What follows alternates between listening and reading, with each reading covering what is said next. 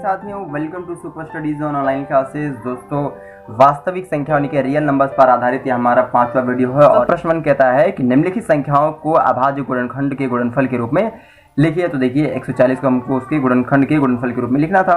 हमने क्या किया, इसके पहले गुणनखंड का लिए 2 से काटा, 2 7 जा 14, 0 आ गया। फिर 2 से काटा, 2 3 जा 6, 1 बच गया, 2 5 जा 10 हो गया। 5 से काटा, 5 7 जा 35 एंड 7 1 जा 7। तो दोस्तों हमने 140 को क्या लिखा, इसमें 2 कितनी बार आया हुआ देखिए, 1 2 बार आया तो हमने 2 की पावर 2 लिख लिया। क्रॉस 5 कितनी बार आया, 1 बार आया। एंड 7 कितनी बार आया है, 1 बार। तो दोस्तों ये सवाल हमारा सॉल्व हो गया। चलिए बढ़ते हैं दूसरे क्वेश्चन की ओर।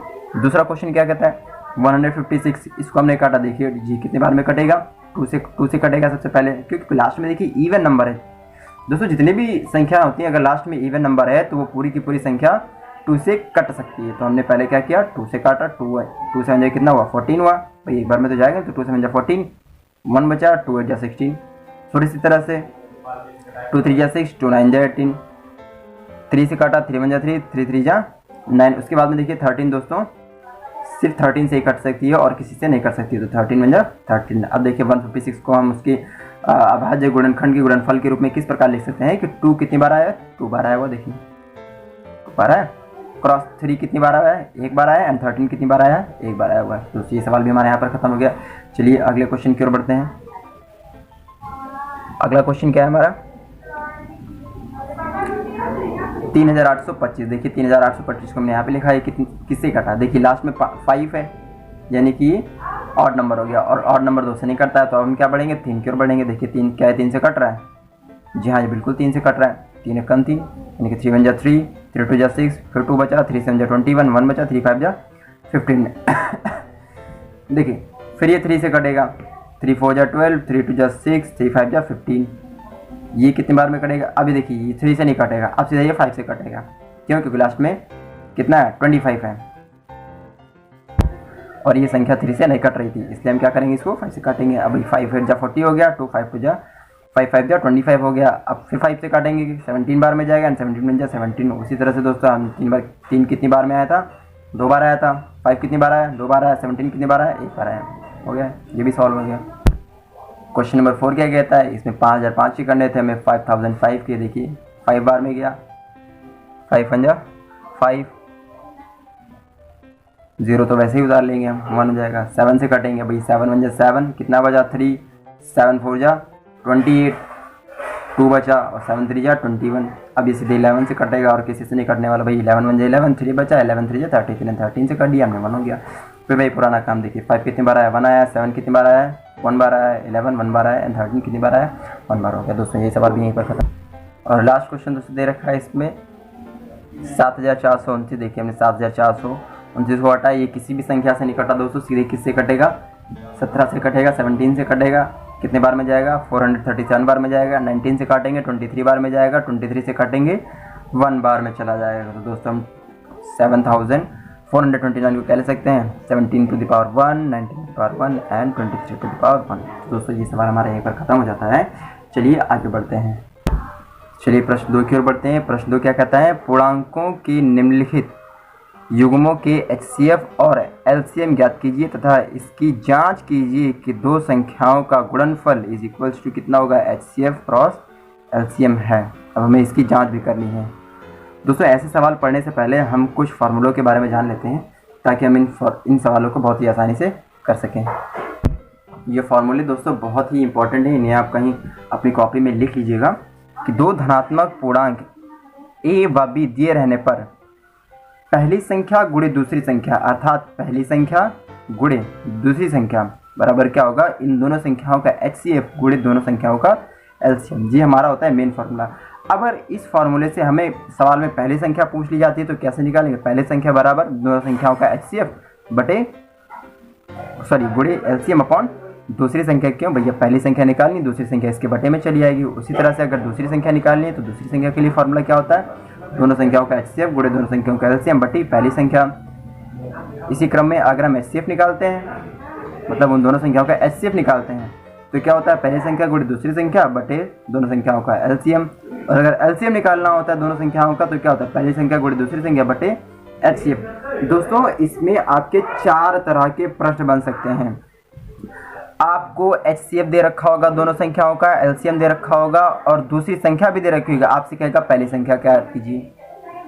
प्रश्न आपको इस तरह से भी दे सकता है, कहेगा दो संख्या है जिसमें से उनका HCF इतना है, LCM इतना है, अगर पहली संख्या ये है तो दूसरी संख्या ज्ञात कीजिए।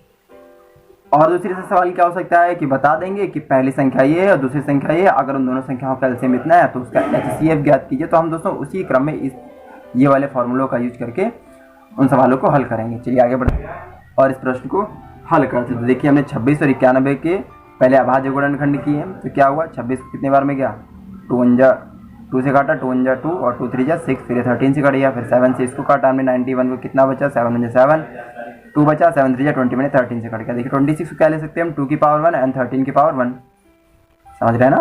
91 को क्या ले सकते हैं 7 टू दी पावर 1 एंड 13 की पावर 1। अब देखिए HCF क्या होता है, अभी हमने आपको बताया इसके पहले कि HCF क्या होता है। उन दोनों संख्याओं में पहले देखते हैं कॉमन क्या है और उन दोनों कॉमन में जिसकी घात सबसे कम होती है वो वाली संख्या लेते हैं। तो देखिए इनमें सबसे कॉमन क्या आ रहा है 13 कॉमन आ रहा है और कम घात के देखिए तो समान ही घात है, तो यानी कि भाई 13 हमारा HCF हो जाएगा। उसके बाद में LCM क्या होता है, जो कॉमन होता है उसकी सबसे बड़ी घात लेते हैं। तो देखिए कॉमन तो कुछ नहीं मिला, सॉरी 13 कॉमन मिला तो हमने 13 लिखा।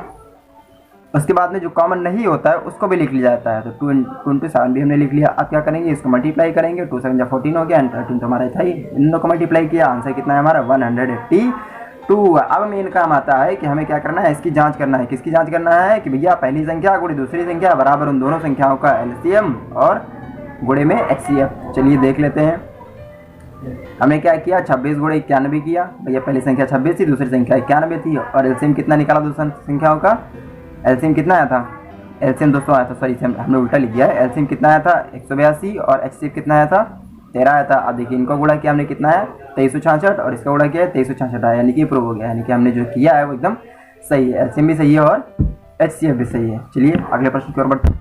510 और 92 का हमें अभाज्य गुणनखंड विधि द्वारा LCM और HCF फाइंड करना है। तो देखिए हमने 510 के पहले अभाज्य गुणनखंड कर ली, कितने बार में गया, पहले 2 से हमने काटा, 2 2 जा 4, 1 बचा, 2 5 जा 10, फिर 1 बचा, 2 5 जा 10 हो गया, फिर इसको हमने 3 से काटा, 3 8 जा 24, 1 बचा, 3 5 जा 15, अब दूसरे 5 से कटेगा, 5 1 जा 5, 5 7 जा 35 हो गया एंड 3 17 से कट गया। फिर हमने दोस्तों इसको 2 से काटा, 92 को कितने बार में गया 2 4 जा 8 एंड 2 6 जा 12 हो गया, फिर हमने काटा 2 2 जा 4 एंड 2 3 जा 6 हो गया, फिर 23 से सीधे कटेगा और किसी संख्या से कटने वाला नहीं। अब हमने 510 के हमने देखा कि 510 को हम क्या ले सकते थे। देखिए 2 इसमें एक बार आया, 3 भी एक बार आया है, 5 भी एक बार आया है, 17 भी एक बार आया हुआ है, लेकिन 92 हम देखते हैं इसमें 2 कितनी बार आया हुआ है, 2 बार आया हुआ है। देखिए 23 कितनी बार आया हुआ है, एक बार आया हुआ, तो हमने वही लिख लिया 23 की पावर 2 की पावर 2 एंड 23 की पावर 1। अब क्या करते हैं दोस्तों, हम इसका HCF फाइंड कर लेते हैं। पहले ही की तरह HCF क्या होता है, दोनों संख्याओं में पहले कॉमन ढूंढते हैं और जो कॉमन होता है उसकी सबसे कम घात लिखते हैं। तो देखिए 2 कॉमन हो रहा था और 2 की कम घात क्या थी, 1 थी, उसके अलावा कुछ कॉमन हो रहा है नहीं हो रहा, तो हमारा 2 क्या हो गया आंसर हो गया। उसके बाद में LCM क्या फाइंड करते हैं दोस्तों, दो संख्या में जो कॉमन होता है वो तो लिखते ही लिखते हैं, वो भी बड़ी घात वाला, उसके साथ साथ जो बचता है वो भी हम लिख लेते हैं। तो देखिए सबसे पहले तो 2 की पावर 2 कॉमन होता है ना, इसमें सबसे बड़ी घात क्या थी 2 की पावर 2, हमने 2 की पावर 2 लिख लिया है। उसके बाद क्या दोस्तों देखिए 3 भी बचा है, 3 भी लिख लिया, 5 भी बचा है, 17 भी बचा है और 23 भी बचा है, हमने वो भी लिख लिया। जो कॉमन होता है वो तो लिखते ही लिखते हैं, जो कॉमन नहीं होता है हम उसको भी लिख लेते हैं, किसमें LCM में।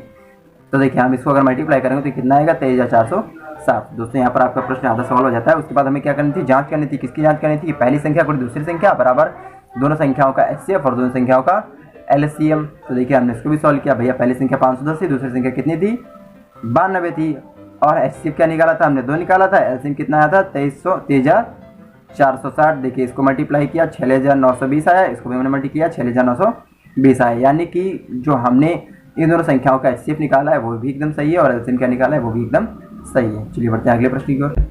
उसी तरह से अगला प्रश्न भी है 336 और 54। देखिए हमने इसके भी गुणनखंड कर लिए हैं, अभाज्य गुणनखंड, जो कि इस प्रकार से हैं आप देख सकते हैं, और 54 भी हमने इस प्रकार से काट लिए हैं। देखिए हम 336 की क्या ले सकते हैं 2 की पावर 4, 3 की पावर 1 और 7 की पावर 1, यानी कि 7 कितनी बार आया हुआ है, एक बार आया हुआ है। उसके बाद 54 को यानी कि 54 क्या ले सकते हैं 2 की पावर 1 और 3 की पावर 3, क्यों, क्योंकि इसमें 3 बार आया हुआ था। अब HCF फाइंड करते हैं दोनों संख्याओं का। HCF दोस्तों क्या होता है, दोनों में पहले कॉमन ढूंढते हैं, जो कॉमन होता है उसकी छोटी वाली घात लिखते हैं। तो देखिए इन दोनों में ये कॉमन था, छोटी घात क्या थी ये थी। उसके बाद देखिए ये भी कॉमन आ रहा है, इसमें छोटी घात क्या है ये वाली है, तो हमने इसको भी लिख लिया। अब ये इनको मल्टीप्लाई करेंगे तो आपका आंसर 6 आ जाएगा।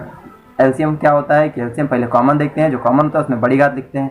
तो ये देखिए दोनों कॉमन थे, बड़ी घात क्या है ये, तो हमने ये लिख लिया। इन दोनों में बड़ी घात क्या है ये, तो हमने ये लिख लिया। उसके बाद हमने कहा था कि एलसीएम में क्या होता है, कॉमन वाला तो लिखते ही है, जो बचता है वो भी लिख लेते हैं। ये बच गया, इसको भी हमने लिख लिया। इनको मल्टीप्लाई किया कितना आया 3024। देखिए अब हमें क्या करना है, जांच करना है। फिर वही चीज़, पहली संख्या गुणे दूसरी संख्या बराबर दोनों संख्याओं का एचसीएफ और एलसीएम। देखिए पहली संख्या गुणे दूसरी संख्या, एचसीएफ ये था, एलसीएम यह था। गुणा कर लिया 18144, इनको गुणा किया, इसके भी 18144, यानी कि हमारे दोनों बच क्या है बराबर है, इसलिए हमारा क्या हो गया, प्रूव हो गया। एक्सरसाइज के तीसरा प्रश्न यह है कि अभाज्य गुणनखंड विधि द्वारा एचसीएफ और एलसीएम ज्ञात कीजिए। तो देखिए अब तीन संख्याओं के एचसीएफ और एलसीएम ज्ञात करना है, 12, 15 और 21। जैसे हम अभी तक दो संख्याओं के लिए करते आ रहे हैं उसी तरह से हम तीन संख्याओं के लिए भी करेंगे। देखिए हमने 12 को काटा कितने बार है, 2 6 12, 2 से काटा 2 3 6 एंड 3 से काटा 3 1 3। इसको भी हमने 3 5 15 एंड 5 1 5, 3 7 21, 7 7, क्योंकि 2 से कट नहीं सकता था। अब देखिए हम 12 को क्या ले सकते हैं, 2 की पावर 2, 3 की पावर 1, 15 को क्या ले सकते हैं, 3 की पावर 1, 5 की पावर 1। यहाँ से आप देख सकते हैं 21 को क्या ले सकते हैं, 3 की पावर 1 एंड 7 की पावर 1। अब देखिए एचसीएफ क्या होता है, एचसीएफ वो संख्या होती है जो दोनों संख्या में कॉमन और उसकी घात सबसे कम होता है। देखिए इन सब में कॉमन क्या रहा था, 3 कॉमन रहा था, 2 तो है नहीं। देखिए 3 यहाँ भी है, यहाँ भी हो, यहाँ भी, तो इसमें सबकी घात बराबर है, यानी कि हम 3 की पावर 1 यानी कि 3 होता है। तो ये हमारा क्या हो गया, आंसर हो गया। एलसीएम क्या होता है, सबसे पहले देखते हैं उसमें कॉमन क्या है और कॉमन वाली सबसे बड़ी घात लेते हैं। तो देखिए सिर्फ 3 कॉमन आ रहा है इसमें ना, तो हमने 3 लिख लिया। उसके बाद में हमने कहा था जो कॉमन ना हो वो वाली संख्या भी लिख लेते। तो देखिए 2 की पावर 2 भी हमने लिख लिया, 5 की पावर 1 भी लिख लिया और 7 की पावर 1 भी लिख लिया। इन सबको मल्टीप्लाई किया, हमें आंसर कितना मिला, 420 यानी कि 420। तो दोस्तों ये सवाल हमारे यहाँ पर खत्म हो जाता है। अगला सवाल क्या कहता है कि 17, 23 और 29 का एचसीएफ क्या ज्ञात कीजिए। ठीक, तो देखिए 17 को क्या लिख सकते हैं, 17 तो लिख सकते हैं क्योंकि 17 किसी से नहीं कटेगा। हमने इसको करके नहीं बताया क्योंकि ये बहुत ही आसान है। 23 को क्या लिखा, 23 गुणे 1, और 29 को क्या लिखा है हमने, 29 गुणे 1। भैया ये तो ऐसे ही रहेगा ना अगर हम लिखना चाहें। देखिए अब ये समझिए एचसीएफ कैसे आया, अभी समझ में आ जाएगा आपको एचसीएफ कैसे आया। इन दोनों संख्याओं का एक आया, एक कैसे आएगा भैया, 17 को हम 17 की पावर 0 लिख सकते हैं ना, 23 को 23 की पावर 0 लिख लें। अगर इसमें हम 29 की पावर 0 लिख लें तो इसका वैल्यू तो 1 होता है ना, किसी भी संख्या के पावर में 0 होता है तो उसका वैल्यू कितना होता है, 1 आ रहा है। देखिए सब में इसका भी 1, इसका भी 1, इसका भी 1, तो देखिए ये सब 1 हो जाएगा, 1 हो जाएगा कॉमन। तो हमने क्या ले लिया, इन दोनों तीनों संख्याओं का एचसीएफ कितना आया है, 1 आया हुआ है। उसके बाद में एलसीएम फाइंड कर लेते हैं। तो भैया जो कॉमन होता है वो तो लिखते ही हैं, जो कॉमन नहीं होता उसको भी लिख लेते हैं। तो भैया इसमें कॉमन तो कुछ आ ही नहीं रहता, तो इसलिए जितनी भी संख्या है हम सभी को गुणा कर देंगे। तो आंसर हमारा कितना है, 11,339। तो ये सवाल यहाँ पर खत्म हो जाता है। आइए अगले क्वेश्चन के बढ़ते। तीसरा सवाल क्या कहता है कि 8, 9 और 25 का हमें क्या फाइंड करना है, एचसीएफ और एलसीएम। तो ये आप अपने हाथ करिएगा।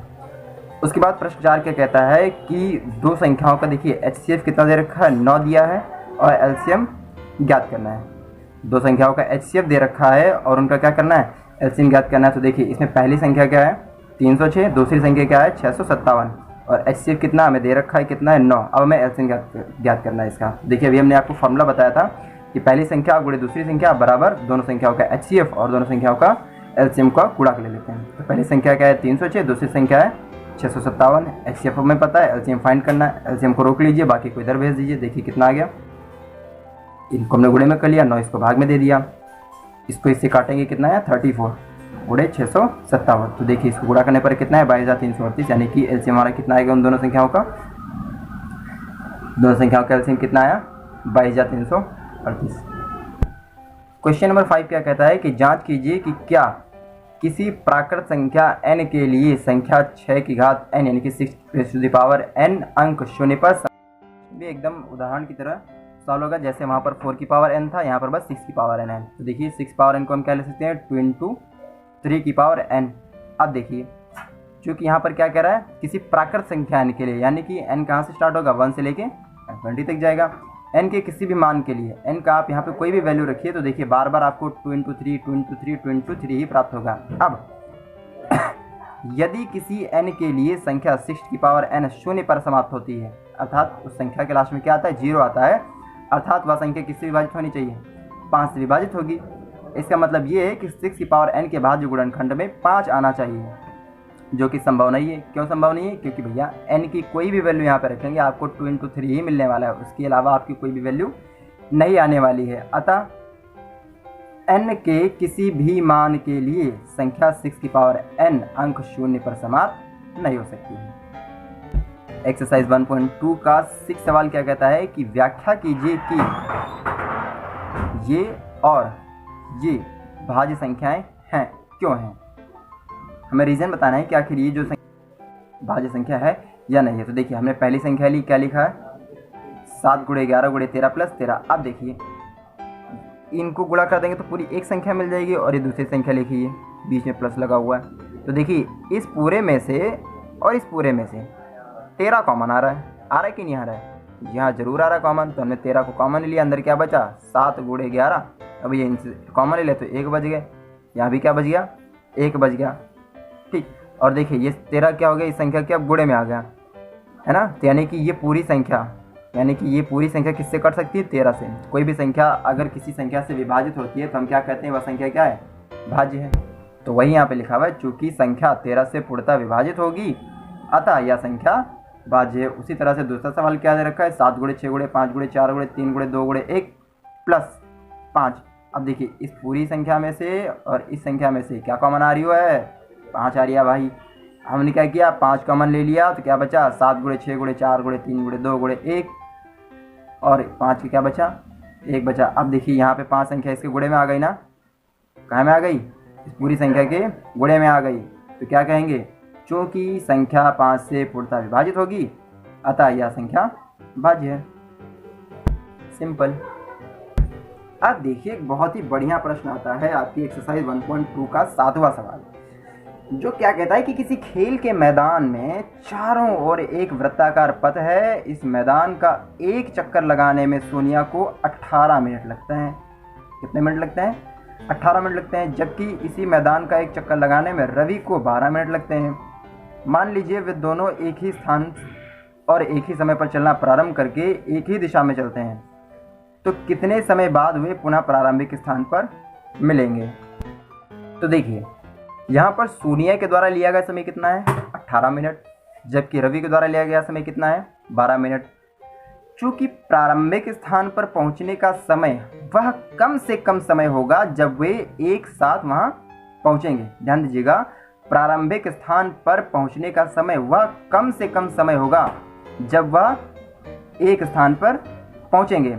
अब देखिए चूँकि एलसीएम ही वह कम से कम समय होगा, अर्थात जो कम से कम समय होगा वो क्या होगा, उन दोनों समय का अगर हम एलसीएम निकाल लें तो जो हमारा संख्या आएगी वही क्या होगा, कम से कम समय होगा। तो हमने क्या किया, इन दोनों संख्याओं का एलसीएम फाइंड कर लिया। अभाज्य गुणनखंड की देखिए एलसीएम कितना आया हुआ इनका 36 मिनट, अर्थात 36 मिनट वह कम से कम समय होगा जब वे पुनः उस प्रारंभिक स्थान पर पहुँचेंगे। दोस्तों बने रहिए हमारे इस चैनल के साथ। इस चैनल पर बहुत जल्दी हम क्लास 6 से लेकर क्लास 12 तक की एनसीईआरटी मैथ पूरी की पूरी सॉल्व कराने वाले हैं। Thank you so much for watching this video.